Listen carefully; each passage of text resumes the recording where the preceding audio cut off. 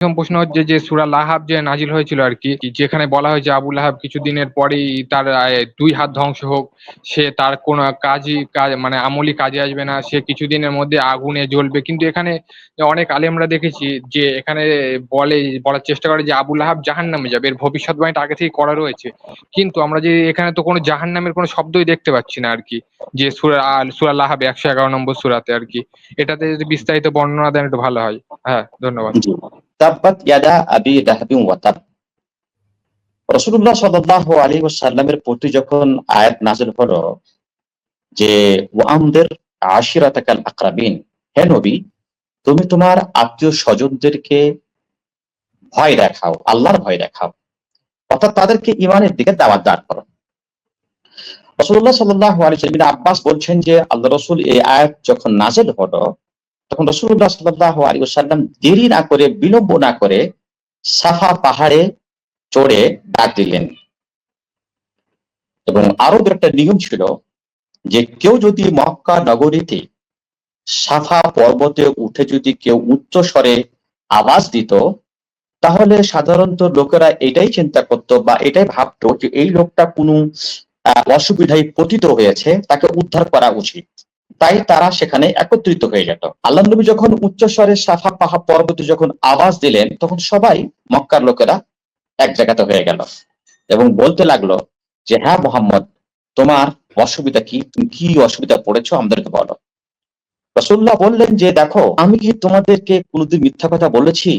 বলছে না, মা জাররাবনা আলাইকা কাযিবান, তোমার সাথে যতদিন ধরে আমরা জীবন যাপন করছি আমরা তোমাকে মিথ্যা বলতে আমরা কোনোদিন দেখিনি। তারপরে আল্লাহ নবী বললেন যে আমি যদি বলি যে এই পাহাড়ের পিছন দিক থেকে কিছু সংখ্যা লোক বা যোদ্ধা তোমাদের প্রতি আক্রমণ করতে চাচ্ছে, তোমরা কি আমার কথাটা বিশ্বাস করবে? তা বলছে হ্যাঁ হ্যাঁ, কেন বিশ্বাস করবো না, তুমি তো সত্যবাদী। তখন তিনি বললেন যে কুলু লা ইলাহা ইল্লাল্লাহ তুফলিহু, হে লোকেরা তোমরা লা ইলাহা ইল্লাল্লাহ পড়ো, এই পড়লে পারে তোমরা আল্লাহর কাছে কার্যকারী হবে বা আল্লাহর কাছে সাকসেসফুল হবে। আবু লাহাব বলল যে আলিহাদা জামাআতানা, আলিহাদা জামাআতানা, আচ্ছা তুমি আমাদেরকে এই কথা বলার জন্য একত্রিত করেছ?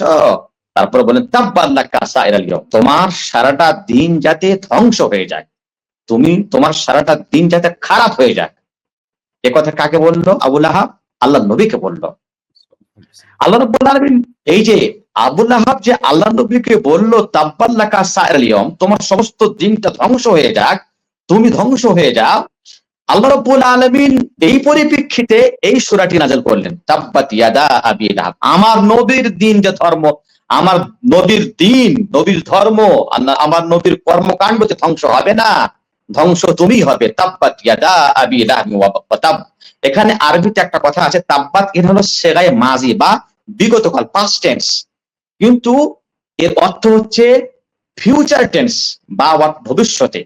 যেমন কাদ আফলাহাল মুমিনুন, মুমিনেরা সাকসেসফুল হয়ে গেল, অর্থাৎ এই অর্থ না, অর্থ হলো যে মুমিনেরা কিয়ামতের দিনে সাকসেসফুল হয়ে যাবে। তো তাব্বাত ইয়াদা আবি লাহাব, অথচ এখানে যদি আবেদনিক অর্থ করা যায় তাহলে অর্থ হবে কি, আবু লাহাবের 2টি হাত ধ্বংস হয়ে গেল, এটা হলো অর্থ, কিন্তু আসলে এটা অর্থ না। কোরআনের যে একটা উসলুব, আরবির যে একটা উসলুব, যে একটা পরিকাঠামো আছে বাক্যের, সে বাক্যের অনুযায়ী এর অর্থ হবে কি, আবু লাহাবের 2 হাত ধ্বংস হয়ে যাবে। ওই আমার নবীকে বললো তাব্বাল্লাকা সাইরাল, পাথর উঠিয়ে বললো তাব্বাল্লাকা সাইরাল ইয়াউম, তোমারই 2টা হাত ধ্বংস হয়ে যাবে। এখানে আল্লাহ রাব্বুল আলামিন আবু লাহাব সম্পর্কে বললেন যে সে, তার 2টি হাত ধ্বংস হয়ে যাবে। এবং তার স্ত্রী সম্পর্কে আল্লাহ পাক বললেন যে ওয়ামরাতুহু হাম্মালাতাল হাতাব, এবং তার স্ত্রী জাহান্নামের রশিগুলো গলায় দিয়ে থাকবে।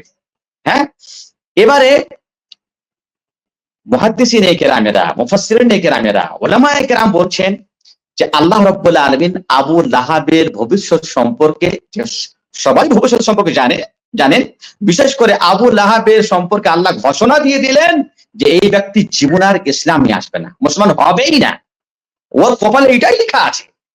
তো যেই ব্যক্তি মুসলমান হবে না সে ব্যক্তির বাসস্থান কি হবে? কাফির যে থাকবে তার বাসস্থান কি হবে? সে জাহান্নামী না জাহান্নামী? না জাহান্নামী।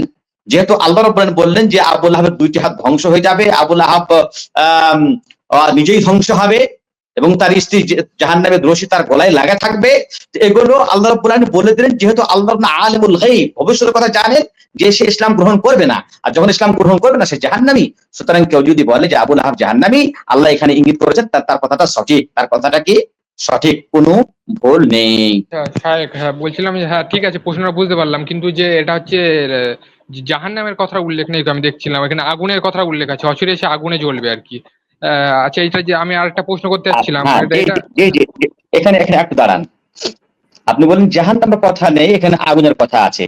জাহান্নামকে কোরআনের পরিভাষাতে বলা হয় নার, আগুন। হ্যাঁ, জাহান্নামকে কোরআনের পরিভাষাতে, শরীয়তের পরিভাষাতে নার বলা হয়, অর্থাৎ আগুন বলা হয়। যেখানে কোরআনে আগুন তার মানে হলো জাহান্নাম, যেখানে জাহান্নাম তার মানে হলো আগুন।